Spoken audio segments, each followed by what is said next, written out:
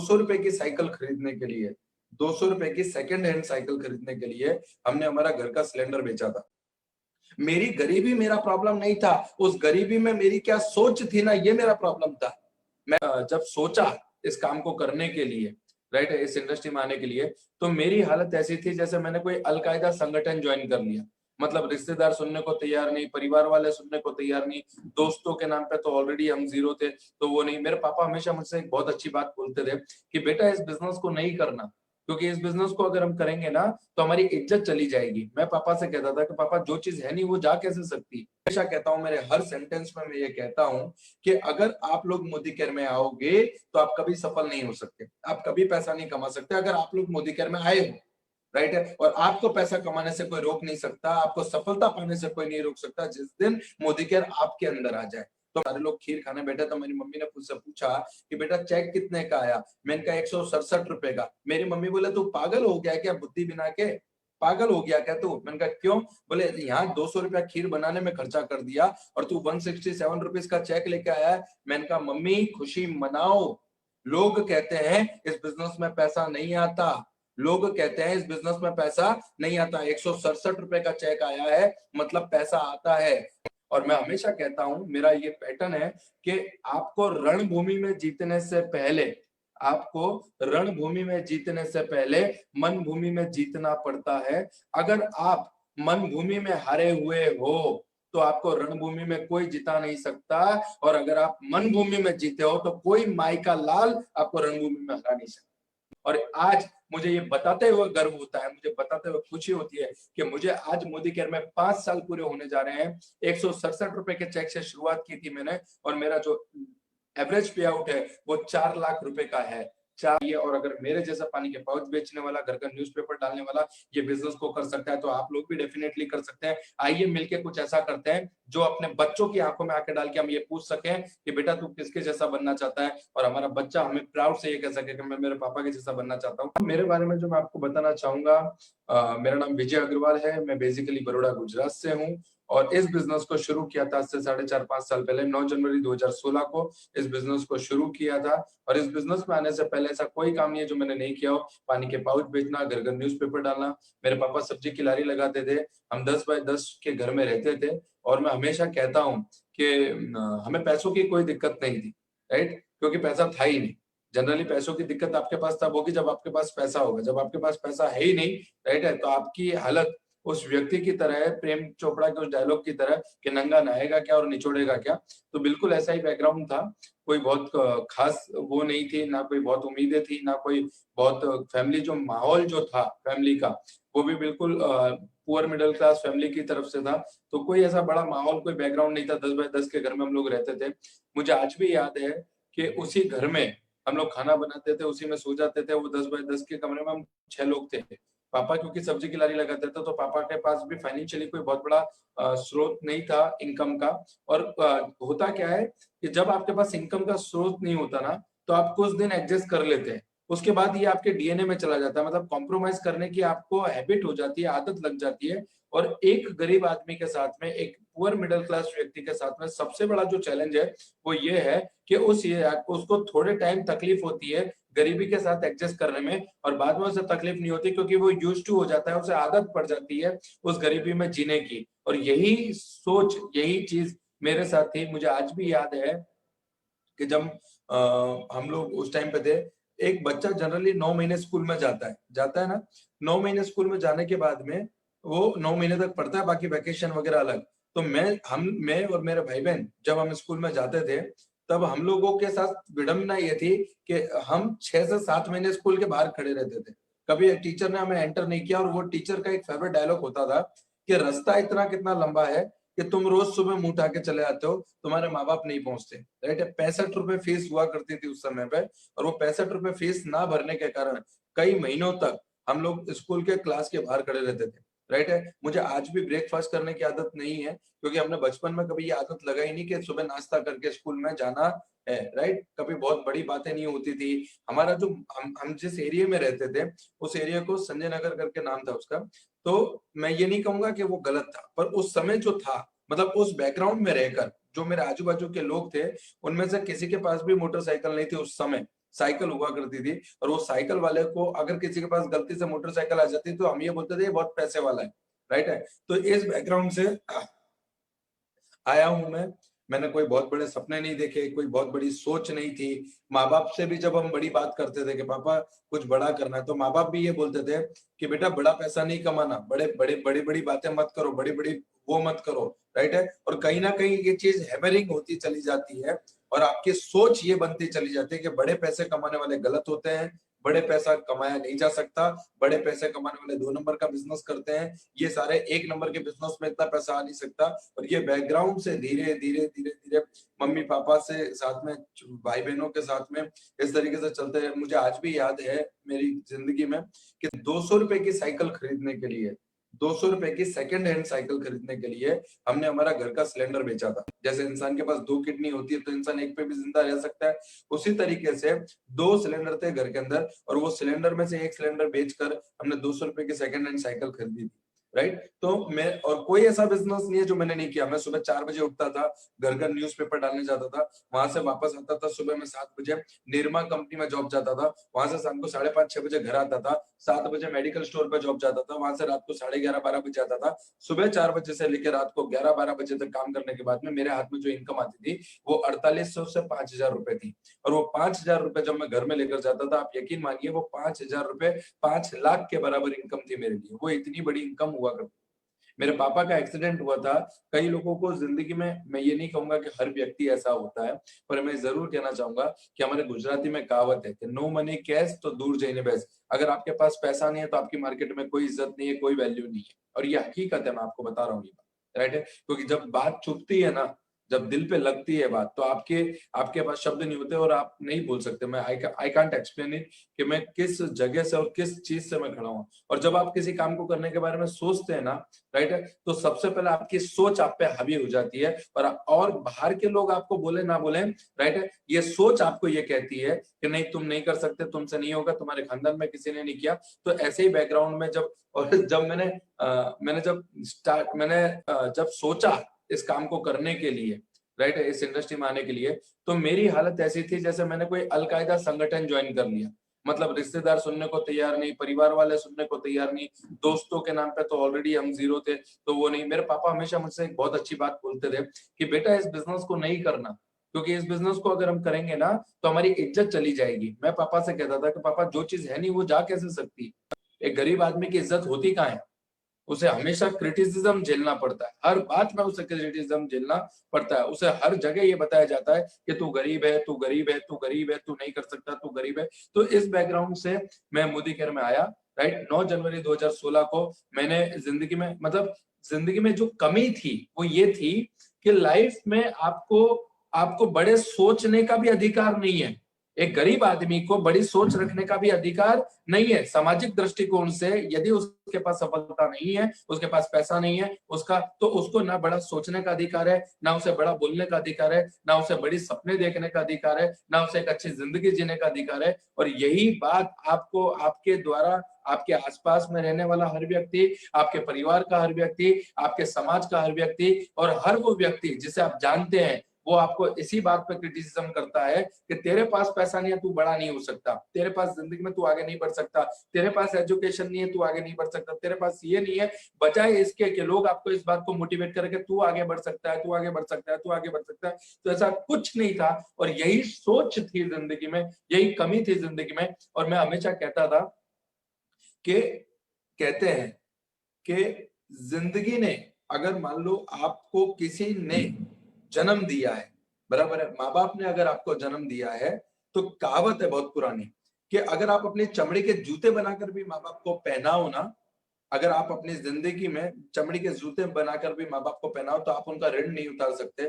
मेरी जिंदगी में मैंने सिर्फ, मेरे को जो सबसे बड़ी तकलीफ थी वो ये थी कि मेरे माँ बाप को जो आज क्रिटिसिज्म झेलना पड़ रहा है, जो लोग उन्हें ताने मारते हैं, जो जो उनको जो मान सम्मान समाज में चाहिए, जो ओहदा समाज में चाहिए, बराबर है, उस ओहदे को पाने के लिए विजय कुछ भी करे। और यही सोच लेकर इस मोदी केयर बिजनेस में आया, इस इंडस्ट्री में आया। 9 जनवरी 2016 को इस बिजनेस को तन मन धन और पूरी आत्मा से किया। मैं हमेशा कहता हूं, मेरे हर सेंटेंस में मैं ये कहता हूं कि अगर आप लोग मोदी केयर में आओगे तो आप कभी सफल नहीं हो सकते, आप कभी पैसा नहीं कमा सकते अगर आप लोग मोदी केयर में आए हो, राइट है। और आपको पैसा कमाने से कोई रोक नहीं सकता, आपको सफलता पाने से कोई नहीं रोक सकता जिस दिन मोदी केयर आपके अंदर आ जाए। तो मैंने 9 जनवरी 2016 को जब इस बिजनेस को देखा, इस बिजनेस को समझा, राइट है, क्योंकि एजुकेशन बैकग्राउंड नहीं था, 10वीं क्लास पढ़ा लिखा हूं, ज्यादा पढ़ा लिखा भी नहीं हूं। और 9 जनवरी 2016 को जब इस बिजनेस को देखा तो सिर्फ एक ही बात समझ में आई कि विजय अग्रवाल, अगर मरने के बाद माँ बाप को, राइट है, लोग श्राद्ध मनाते हैं, राइट है, मरने के बाद अगर कुत्ते को, कौवे को खीर खिलाओगे तो मुझे नहीं पता कि वो खीर खिलाई, वो कुत्तों को खिलाई या कौवे को खिलाई, वो आपके माँ बाप तक पहुंचेगी या नहीं पहुंचेगी।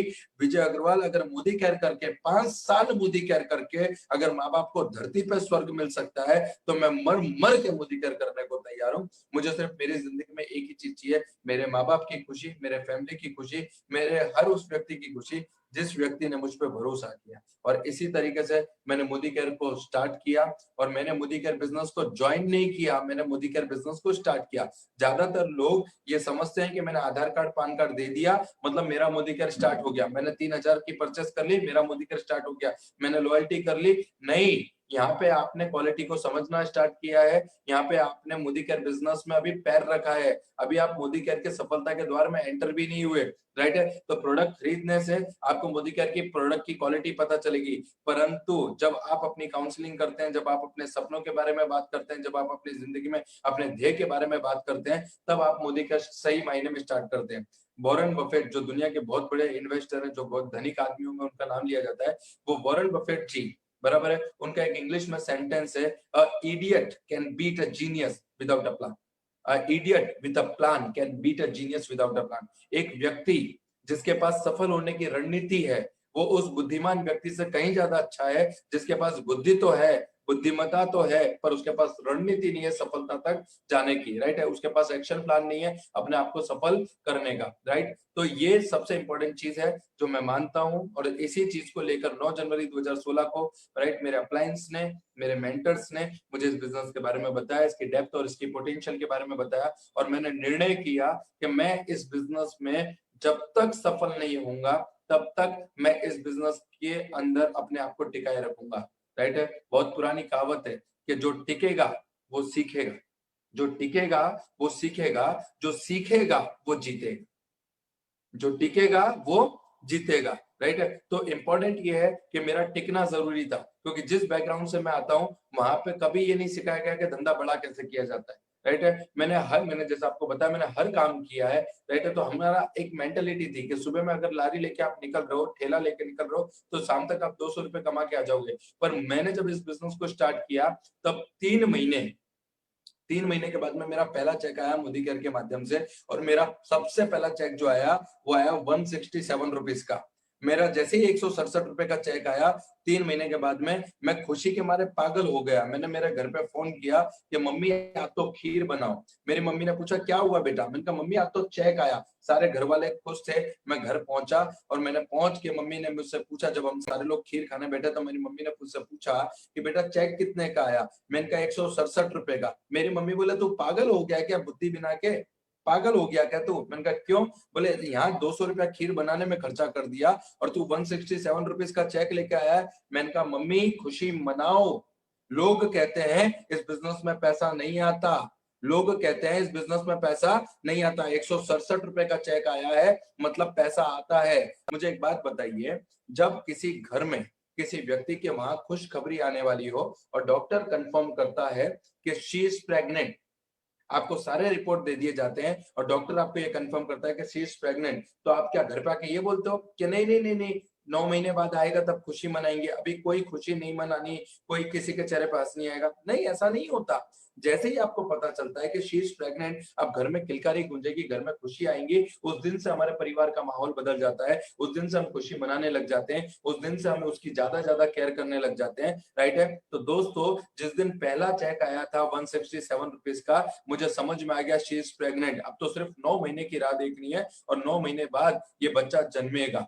ये सफलता का जन्म होगा। और कहते हैं संघर्ष की कोख से ही सफलता का जन्म होता है। तो मुझे ये बात समझ में आ गई कि संघर्ष तो करना पड़ेगा। मैंने 167 के चेक को लेकर इतनी खुशी मनाई क्योंकि लोग कहते हैं धंधे में पैसा नहीं आता। 167 आया मतलब इस बिजनेस में पैसा आता है। अब तो 167 रुपए को 1670 में, 1670 को 16,700 में, 16,700 को 1,67,000 में और 1,67,000 को 16,70,000 रुपए में बदलना है। और ये तो प्रोसेस है, ये चलता चलेगा। और यही चीज मुझे समझ में आई, मैंने स्टार्ट किया। जब मेरे सामने ये बिजनेस आया तो जनरली हम उसी सर्कल में जाते हैं जहां पे लोग हमें पहचानते हैं। तो जब मैं लोगों के पास जाने लगा, मेरे रिलेटिव्स के पास जाने लगा, तो लोगों ने कहा कि तेरे घर में खाने के वांदे हैं, तेरे घर में खाने तक की तकलीफ है और तू हमको सिखाएगा लाख कैसे आते हैं। कई लोगों ने तो ये बोला कि तू ऐसे किसी फालतू धंधे में मत पड़, तेरी जिंदगी बर्बाद मत कर, ये बिजनेसों में कुछ मिलता नहीं है। मेरे चाचा के लड़के ने भी किया था, मेरे मामा के लड़के ने भी किया था, मेरे फूफा के लड़के ने भी किया था, फलाने ने। मेरे पापा ने मुझे 1000 एग्जाम्पल दिए, मेरे पापा ने मुझे 1000 एग्जाम्पल दिए उन असफल लोगों के जो इस इंडस्ट्री में असफल हुए। मेरे पापा ने मुझे एक भी एग्जाम्पल ऐसा नहीं दिया कि बेटा ये व्यक्ति इस इंडस्ट्री में सफल हुआ, तू भी सफल हो सकता है। तो मुझे ये बात समझ में आई कि दुनिया हमेशा आपको असफल लोगों के एग्जाम्पल देती है, सफलता के एग्जाम्पल आपको कहीं नहीं मिलते, वो आपको ढूंढने पड़ते हैं। और मेरे जब कहते हैं कि जनरली सबसे बड़ा चैलेंज जो आता है वो ये आता है कि आपको अपने पापा को, अपनी मम्मी को, अपने परिवार वालों को इस बिजनेस के बारे में समझाना पड़ता है। और सबसे बड़ा चैलेंज था ये मेरे लिए। जब मैं एक सेमिनार में गया, वहां पे मैं उसे देखकर मोटिवेट हुआ, राइट। किसी सब्जी वाली लेडीज ने आकर ये कहा कि मैंने इस बिजनेस से 3000 रुपए कमाए, तब मुझे विश्वास हुआ कि इस बिजनेस में पैसा कमाया जा सकता है। अगर ये सब्जी वाली कमा सकती है, क्योंकि आदमी की आदत होती है, वो हमेशा रिलेट करता है। एक भिखारी भिखारी से रिलेट करता है, डॉक्टर डॉक्टर से रिलेट करता है, चार्टर्ड अकाउंटेंट से रिलेट करता है। तो मैंने रिलेट किया कि अगर ये लेडीज पैसा कमा सकती है तो मैं भी इस बिजनेस में पैसा कमा सकता हूँ। और यही सोच लेकर जब मैं घर पे पहुंचा, मेरे पापा से मेरी मुलाकात हुई। मेरे पापा ने पूछा कहाँ गया था बेटा? मैंने कहा पापा आज तो एक बहुत जबरदस्त जगह गया था, वहां पे लोग लाखों रुपए कमा रहे हैं, और अपने दुख के दिन चले गए। मेरे पापा मुझे 15 मिनट तक देखते रहे और उनके मन में सोच आई कि सुबह तक तो ठीक था, अब कुछ हो गया क्या, राइट है। और जब मैंने उनको मेरे बिजनेस की पूरी बात समझाई, राइट है, तो उन्होंने मुझे एक चीज समझाई कि बेटा इस बिजनेस को करना नहीं है। तो उस दिन मुझे समझ में आया कि आपके सपने को तोड़ने वाला वो पत्थर, वो पत्थरों में से सबसे पहला पत्थर जो होगा वो आपके घर वाले आपको मारेंगे, आपके घर वालों को। और मैं आपको एक और बात बता दूं कि घर वालों को समझाना और ऊंट को रिक्शा में बिठाना इक्वलेंट है। मतलब आप घर वालों को समझा नहीं सकते, उनको सिर्फ एक ही चीज समझा सकती है, वो है आपकी सफलता। और मैं हमेशा कहता हूं, मेरा ये पैटर्न है कि आपको रणभूमि में जीतने से पहले, आपको रणभूमि में जीतने से पहले मन भूमि में जीतना पड़ता है। अगर आप मन भूमि में हारे हुए हो तो आपको रणभूमि में कोई जिता नहीं सकता, और अगर आप मन भूमि में जीते हो तो कोई माई का लाल आपको रणभूमि में हरा नहीं सकता। तो मैं उस दिन मन भूमि में जीत चुका था। मुझे पता था कि अगर एक दिन अच्छी जिंदगी जीनी है तो मुझे आज इस बिजनेस को, इस कड़वी दवाई को पीना होगा, और मैंने उस कड़वी दवाई को पिया। आप नहीं मानोगे, मुझे नहीं पता, हमेशा अल्पेश सर हमारे ग्रेट मेंटर हमेशा ये कहते हैं कि आपको डूंगरी मतलब आलू और प्याज फ्री में नहीं मिलता, तो आप सफलता पाने निकलो तो इसकी कीमत चुकानी पड़ेगी। और दुनिया में बिना कीमत चुकाए किसी को कुछ नहीं मिलता, कर्म तो करना पड़ेगा। एक बच्चा जो हॉस्पिटल में पैदा होता है, जब माँ डिलीवरी करती है 9 महीने के बाद किसी बच्चे की, और वो बच्चा जब पैदा होता है तो उस बच्चे को, जिसको पैदा हुए भी 2 मिनट भी नहीं हुए, उसको भी भूख लगती है तो उसको रोना पड़ता है। तब माँ को पता चलता है कि ये भूखा है, इसे दूध पिलाना है। तो मेरे भाई, मुझे जब ये समझ में आया कि इस कुदरत ने, उस ईश्वर ने उस 2 मिनट पहले पैदा हुए बच्चे को अगर मेहनत करने से, कर्म करने से बाकी नहीं रखा, तो आपको और मेरे को कर्म करने से बाकी नहीं रखेगी। अगर उस बच्चे को पेट भरने के लिए कर्म करना पड़ा, तो आपको और मेरे को अपने सपनों को पूरा करने के लिए संघर्ष करना पड़ेगा। और कहीं पे कहावत है कि इतना संघर्ष तो कर ले मेरे भाई, इतना संघर्ष तो कर ले मेरे भाई कि अपने बच्चे को मोटिवेट करने के लिए पड़ोसी के एग्जाम्पल ना देने पड़े। अगर अपने बच्चे को मोटिवेट करना है तो अपने एग्जाम्पल चाहिए, पड़ोसी के एग्जाम्पल नहीं चाहिए। और इसी चीज को लेकर मैं कहता हूं कि उस टाइम पे कहते हैं डूबते को तिनके का सहारा, उस टाइम पे मोदी कर मेरी जिंदगी में आया। मैंने निर्णय किया मेरे पापा ने मुझसे कहा, ऐसे 2 उंगली रख के मुझसे पूछा कि अगर तुझे मोदी केयर करना है तो बाप नहीं, और बाप चाहिए तो मोदी केयर नहीं। क्योंकि मैं इस रणभूमि में जीत चुका था, इस मन भूमि में जीत चुका था। मैंने 1 सेकंड में निर्णय लिया कि पापा, आपकी आज भले ही आप नहीं समझ रहे, पर एक दिन मेरी सफलता को देखकर आपको समझ में आएगा, आप गर्व करोगे मुझ पे। और उस दिन मैंने निर्णय लिया और मैंने मेरी मम्मी से कहा कि मम्मी 5 साल दे दे मुझे, 5 साल दे दे मुझे, 5 साल तक मत पूछना कि बेटा तूने खाना खाया, तू सोया नहीं सोया, तू आया तू नहीं आया, 5 साल मत पूछना। 5 साल के बाद में सुबह का नाश्ता, दोपहर का खाना और शाम का घूमना हम साथ में करेंगे। 5 साल ये सोच लेना कि हमें जो इस मुझे विजय अग्रवाल मेरा गया है दुबई पैसा कमाने के लिए, 5 साल मत पूछना। लोग 3 महीने में रिजल्ट दे देते हैं, लोग 6 महीने में रिजल्ट ले लेते हैं, अरे नहीं चलेगा, मुझसे तो नहीं हो रहा। अरे भैया 6 महीने 12 महीने तो आपको अंगड़ाई लेने में लगती है। 6 महीने में तो आपको ये समझ में आता है कि आपके सपने क्या है, क्योंकि पिछले 15 20 और 25 साल 50 साल आपसे किसी ने नहीं पूछा कि तेरे सपने क्या है। मोदी केयर में आने के बाद में सबसे पहले अपने आप को समझने में और अपने सपनों को समझने में समय लगता है, उनको पूरा करने में तो समय लगेगा ही लगेगा। और आज मुझे ये बताते हुए गर्व होता है, मुझे बताते हुए खुशी होती है कि मुझे आज मोदी केयर में 5 साल पूरे होने जा रहे हैं। 167 रुपए के चेक से शुरुआत की थी मैंने, और मेरा जो एवरेज पे आउट है वो 4 लाख रुपए का है। 4 लाख रुपया। एक पानी के पाउच बेचने वाला, एक घर घर न्यूज़पेपर डालने वाला लड़का महीने के 4 लाख कमा रहा है, जिसके पास लिस्ट नहीं थी लोगों की, पर उसके पास सपने थे, जिसके पास उम्मीद नहीं थी लोगों से, पर उसके पास जुनून था, उसके पास माइंडसेट था कि बॉस जिंदगी में अगर आगे बढ़ना है, ये मौका मिला है, मौका, इस मौके को किसी भी हालत में छोड़ना नहीं है। और मैं आपको सच बता रहा हूं कि आपने बहुत ही पुण्य कर्म किए हैं कि आपको मोदी केयर जैसी जेन्युइन कंपनी, सुरेखा मैम जैसे जेन्युइन नेतृत्व और आज समीर जी जैसे जेन्युइन प्लेटफॉर्म ऑनर, राइट, आज हमारे साथ में है। राइट, मोदी केयर से लगभग आज मुझे मोदी केयर में 5 साल पूरे हुए। 167 रुपए के चेक से शुरुआत की, आज मोदी केयर के माध्यम से करीब करीब मैं 1.25 करोड़ रुपया, यस, एक पानी के पाउच बेचने वाले लड़के के माथे पे करोड़पति का टैग, एक रोड़पति से करोड़पति का टैग जो मोदी केयर ने लगाया है, मैं कैसे धन्यवाद करूं। कहते हैं कि 26 alphabet have no capacity to express mother's love. उसी तरीके से मेरे शब्दों में ताकत नहीं है कि मैं मोदी केयर के प्रेम को, मेरे मेंटर्स के प्रेम को, मेरे अपलाइन के प्रेम को, मेरे परिवार के प्रेम को एक्सप्लेन कर सकूं। ये वो ताकत है। पर कहते हैं कि जेन्युइनिटी को समझने के लिए आपके पास पवित्र हृदय होना जरूरी है, तो उसी तरीके से मोदी केयर की हर चीज को समझने के लिए आपके पास वो पवित्र हृदय का होना बहुत जरूरी है। तो आज मोदी केयर में करीब करीब 5 साल पूरे हुए, 8 से ज्यादा फॉरेन टूर ले चुका हूँ। मेरे घर का, मेरे खानदान का पहला ऐसा व्यक्ति हूँ जिस व्यक्ति ने 8 से 10 इंटरनेशनल एयरपोर्ट देखे हैं मोदी केयर के माध्यम से। राइट है, मैं आज भी कहता हूँ, मैं 200 रुपए की साइकिल खरीदने के लिए मैंने घर का सिलेंडर बेचा था। मैंने सबसे पहली गाड़ी खरीदी मोदी केयर के माध्यम से, ग्रैंड i10, राइट, 7.5 लाख रुपए की ग्रैंड i10। अभी जो मेरे पास गाड़ी है वो 12.5 लाख रुपए की एस क्रॉस है। और आप लोगों के आशीर्वाद से बहुत जल्दी मोदी केयर से टॉप मॉडल का जगुआर लेने जा रहा हूँ आने वाले कुछ ही महीनों के अंदर। राइट, मोदी केयर के माध्यम से, मतलब आप सोचिए, एक पानी के पाउच बेचने वाला लड़का अगर जगुआर ले सकता है तो आप क्यों नहीं ले सकते। राइट है, ये सफलता पाते जा रहा हूँ। मुद्दा ये नहीं है कि मैं कितना पढ़ा हूँ, मुद्दा ये नहीं है कि मैंने क्या पाया है, मुद्दा ये है कि 250 से ज्यादा लोग ऐसे हैं मेरी टीम में जो मेरे साथ फॉरेन टूर ले चुके हैं। आज 30 से ज्यादा गाड़ी मेरी टीम में आ चुकी है। आज मेरी टीम में लोग लाखों रुपए कमाने वाले हैं। राइट, मैं 10वीं पढ़ा हूँ, डॉक्टर, चार्टर्ड अकाउंटेंट, वकील, अच्छे अच्छे एमबीबीएस, राइट है, ऐसे लोग आज मेरे साथ काम कर रहे हैं। मुझे ये सौभाग्य देने के लिए मैं मोदी केयर का धन्यवाद करता हूँ। ये सारी चीजें जो है वो पाई है मैंने। राइट, मेरी, अगर आप मुझसे ये पूछो कि विजय भाई आप किस मूल मंत्र के आधार पर चलते हो, तो मैं ये कहना चाहूंगा कि आज आप जहां कहीं भी हो ना, वो आपके निर्णय के कारण हो। आज अगर आप गरीब हो तो भी निर्णय के कारण हो, आज आप अमीर हो तो भी निर्णय के कारण हो, आज अगर आपके जीवन में बहुत सारी खुशियां हैं तो वो आपके निर्णय, आप ये समझ के चलिए कि आपने पास्ट में जो निर्णय लिए थे उनसे आज आपकी आज बनी है।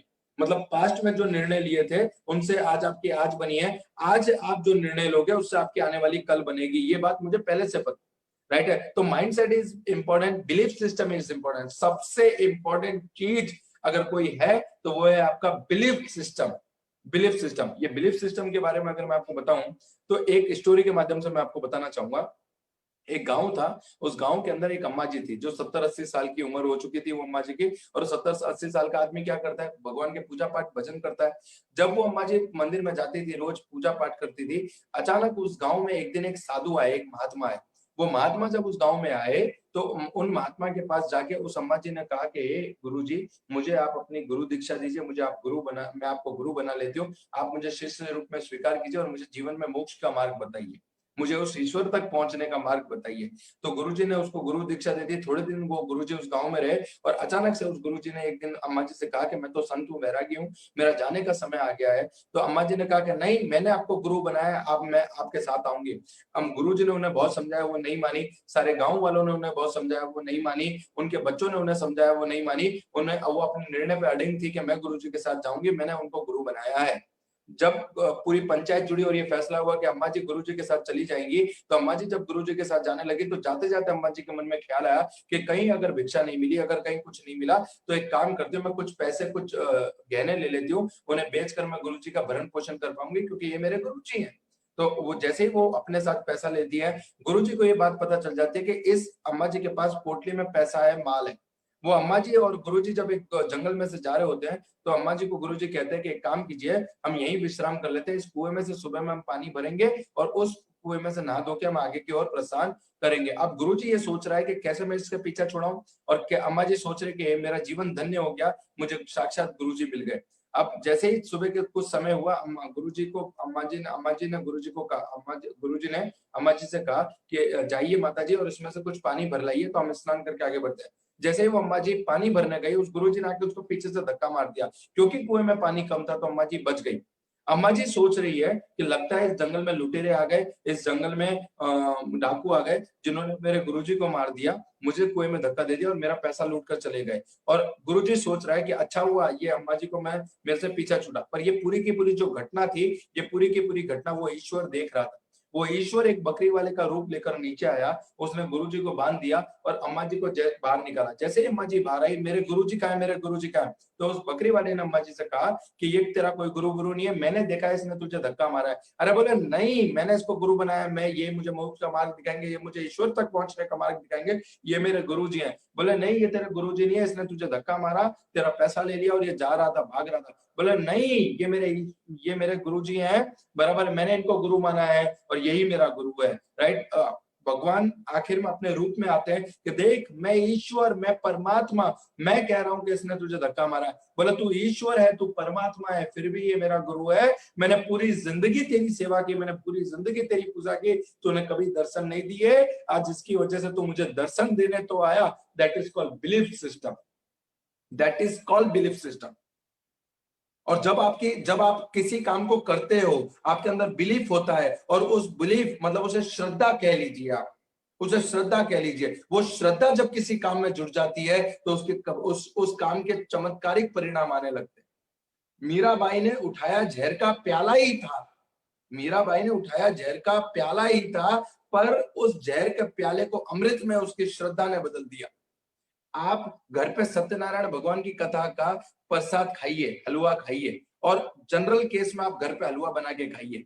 राइट है? दोनों के टेस्ट में फर्क होगा। एक माँ भी खाना बनाती है, राइट है, अपने बच्चे की सेहत को बनाने के लिए, और एक बावर्ची भी खाना बनाता है अपने प्रॉफिट को कमाने के लिए, और इसीलिए माँ के हाथ का बनाया हुआ खाना लगता है। उसी तरीके से इस इंडस्ट्री में भी अगर कोई माँ है, राइट है, तो वो हमारी मोदी कह रहे हैं, जिसके बनाए हुए पैसे, जिसके द्वारा कमाई गई सफलता आपकी और आपके पीढ़ियों तक को लगती है, क्योंकि जेन्युइन तरीके से अगर कहीं सफलता पाई जा सकती है तो वो सिर्फ मोदी कह रहे हैं। राइट? तो इसी बिलीफ सिस्टम के साथ मैं बढ़ता चला गया, आपके सामने आज जो सफलता पाई है। आगे भी बहुत सारे मेरे पास सपने हैं, जगुआर लेनी है, आइलैंड लेना है, हेलीकॉप्टर लेना है, लाखों लोगों की जिंदगी को परिवर्तित करना है, लाखों के लोगों की जिंदगी को ट्रांसफॉर्म करना है। जब इस सृष्टि से जाए ना, जब इस सृष्टि से जाएं, मैं हमेशा ये मानता हूं कि आप सोच कर देखिए कि आप अपनी नेक्स्ट जनरेशन को जब ये बिजनेस दे रहे होंगे तो आपकी छाती का साइज क्या होगा।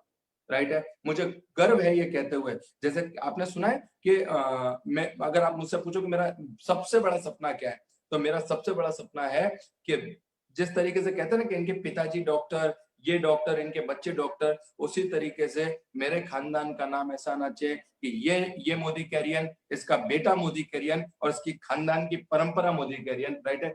ये धर्म है मेरे लिए और इसी को मानकर मैं चलूंगा, इसी को समझकर मैं चलूंगा और इसी चीज को लेकर आज मैं आगे बढ़ रहा हूं। दोस्तों, लोग नहीं मानेंगे, लोग नहीं सुनेंगे, फिर भी आगे बढ़ना है। लोग नेगेटिव करेंगे, फिर भी आगे बढ़ना है, राइट है। जब श्री कृष्ण भगवान अर्जुन को समझाते हैं कि हे पार्थ उठाओ आंडिव चढ़ाओ तीर, अब तो युद्ध यही एकमात्र रास्ता है, यही कल्याण है, तो युद्ध अर्जुन कहते हैं कि भैया मेरा मामा लगता है, मेरा चाचा लगता है, कैसे लड़ूं मैं, राइट है। और उस टाइम पे उन्हें धर्म का आभास कराया जाता है और उस चीज को जो 5000 साल पहले घट चुकी है वो भी आज भी हमारे जीवन को उतना ही प्रकाशित करती है। उसी तरीके से सुरेखा मैम ने, राइट, जिस तरीके से एक ग्रंथ लिखा है, मतलब मैं ये कहूंगा कि जो सिस्टम मैम ने बनाई है, जो daily method of operation ma'am ने बनाया है, उसे पूरी श्रद्धा, पूरी निष्ठा, पूरी ईमानदारी से उसी को कुरान, बाइबल, गीता मानकर अगर आने वाले 5 साल हमने उसी को प्रण लेकर अगर 5 साल इस जीवन में झोंक दिए, अपने आप को समर्पित कर दिया, डेडिकेटेड कर दिया, राइट है, तो दुनिया में कोई चीज नहीं है जो हमें पीछे करने की क्षमता रखता हो। हम सफलता के लिए पैदा हुए हैं, हम सफलता के लिए आगे और आप ये समझ के चलिए कि जीवन है ये, लोग आपको, कोई व्यक्ति आपको सफल बनाने के लिए या नहीं, मैं ये मानता हूं कि इस दुनिया में एकमात्र व्यक्ति है जो आपको बर्बाद कर सकता है और एकमात्र व्यक्ति है जो आपको सफल बना सकता है, वो आप खुद। मेरी गरीबी मेरा प्रॉब्लम नहीं था, उस गरीबी में मेरी क्या सोच थी ना, ये मेरा प्रॉब्लम था। मैं भी सोचता था कि यार क्या करना, ज्यादा पैसा कमाने का, मरना तो है ही है, साइकिल पे भी तो घूम ही रहे हैं, 2 वक्त की रोटी तो चल ही रही है, राइट है, ये सोच थी मेरी। पर आपको सृष्टि जब देती है तो वो सिर्फ आपके लिए नहीं देती, आप मात्र निमित्त हो लोगों तक उस चीज को पहुंचाने का। और मैं प्राउड करता हूं कि मैं एक ऐसे बिजनेस को लेकर चल रहा हूं जहां पे मैं किसी की टांग खिंचाई नहीं करता, एक ऐसे बिजनेस को लेकर चलता हूं कि जिसको देखता हूं उसकी जिंदगी को बनाने के बारे में सोचता हूं, एक ऐसे बिजनेस को लेकर चलता हूं जहां पे अगर किसी व्यक्ति ने इसमें आने वाले 5 साल लगातार दे दिए, वो अपने और अपने पूरे पीढ़ियों का बिजनेस बदल, अपनी जिंदगी को बदल सकता है। मैं हमेशा कहता हूं कि टूथपेस्ट, आपने टूथपेस्ट यूज किया है मोदी केयर की, फ्रेश मूवमेंट, राइट है, उससे दांत साफ होते हैं, ऐसा मानते हैं हम लोग, यस और नो। पर आपको मैं बताना चाहूंगा कि जिस दिन से मेरे घर पे फ्रेश मूवमेंट टूथपेस्ट इस्तेमाल होना शुरू हुई है, मेरे मेरे पूरे के पूरे खानदान के चेहरे पे स्माइल आ गई, इतना जबरदस्त टूथपेस्ट है। जिस दिन से मैंने व्हाइट पल सोप से नहाना शुरू किया है, मेरा फ्यूचर ब्राइट हो गया, मेरा पीढ़ियों का फ्यूचर ब्राइट हो गया, इतना जबरदस्त साबुन है वो, राइट है। मैं कहता हूँ नहाने का साबुन तो आपको दुनिया में कहीं भी मिल जाएगा मेरे दोस्त, पर किस्मत बदलने का साबुन सिर्फ मोदी केयर देती है। जिस दिन से स्टेरिक्लीन हमारे घर में यूज होना शुरू हुआ है, गरीबी और दरिद्रता के सारे कीटाणु इस स्टेरिक्लीन ने मार दिए, राइट है। जब से हमने एसेंशियल का डीओ लगाना शुरू किया, हमारे जीवन में खुशबू ही खुशबू हो गई है। ये ताकत है मोदी केयर की, ये ताकत है मोदी केयर की, राइट है। तो दोस्तों, मोदी केयर को ईमान धर्म से करना है, मोदी केयर को, और लोग आएंगे सब नेगेटिव करने, लोगों का काम है। लोग जितने अपने दुख से दुखी नहीं है उतने वो सामने वाले की खुशी से दुखी है, राइट है। तो लोग आएंगे, लोगों का काम है। ऊपर वाले ने, ईश्वर ने मुझे 2 कान दिए हैं और मैं मेरे अपलाइन का फॉलो करता हूँ, मैं अपलाइन को मानता हूँ और मेरे मेंटर्स को मानता हूँ मैं, राइट है। तो ये इस कान से सुन के इस कान को निकाल देता हूँ। और सबसे इंपॉर्टेंट चीज जो इस लाइफ में, राइट है, मोदी कहना मुझे ये सब तो दिया ही है, साथ में एक ऐसा लाइफ पार्टनर भी दिया है, राइट है, जिसके माध्यम से मैं अपने जीवन को, मेरे पापा हमेशा कहते थे कि तुझे कोई लड़की नहीं देगा, तू ऐसे बिजनेस में है, तुझे कोई लड़की नहीं देगा, पर मुझे तो आज इस बिजनेस ने एक अच्छी सी फियोन्स, एक अच्छी सी लाइफ पार्टनर, पायल अग्रवाल, जो मेरी जिंदगी में आज वो भी प्रेसिडेंशियल डायरेक्टर है मेरे साथ में। और आज हम सारे लोग मिलके, हम पूरे परिवार, मेरा एक छोटा भाई, राइट, हम सारे का सारा परिवार मिलके इस बिजनेस को डेवलप कर रहे हैं, इस बिजनेस को आगे बढ़ा रहे हैं। और दोस्तों, एक ही सपना है, एक छत्र एक राज मोदी केयर, एक छत्र एक राज मोदी केयर, राइट है। और इस बात को, इस चीज को प्रूव करने के लिए अगर मेरे शरीर का तिनका तिनका भी मुझे लगाना पड़े तो मैं लगाने को तैयार हूँ। एक फौजी जो सरहद पे खड़ा है, वो 40,000 या 50,000 रुपए की पगार के लिए नहीं खड़ा, वो उस धर्म की रक्षा करने के लिए खड़ा है कि उसको पता है कि अगर मैं बॉर्डर पे खड़ा हूं तो मेरा पूरा देश शांति से सो रहा है। मैं मोदी केयर का सोल्जर हूं, मैं मोदी केयर का योद्धा हूं और मुझे पता है कि जब तक मैं खड़ा हूं, राइट है, मेरी आखिरी सांस तक इस मोदी केयर का ऋण मैं नहीं उतार पाऊंगा और उसको ऋण को उतारने के लिए मैं आखिरी सांस तक मेहनत करूंगा। बस इसी सपनों को लेकर मैं विजय अग्रवाल आज इस बिजनेस को कर रहा हूँ। इस बिजनेस से सफलता पाई है और अगर मेरे जैसा पानी के पाउच बेचने वाला, घर का न्यूज़पेपर डालने वाला ये बिजनेस को कर सकता है तो आप लोग भी डेफिनेटली कर सकते हैं। आइए मिलके कुछ ऐसा करते हैं जो अपने बच्चों की आंखों में आंखें डाल के हम ये पूछ सकें कि बेटा तू किसके जैसा बनना चाहता है और हमारा बच्चा हमें प्राउड से ये कह सके कि मैं मेरे पापा के जैसा बनना चाहता हूँ।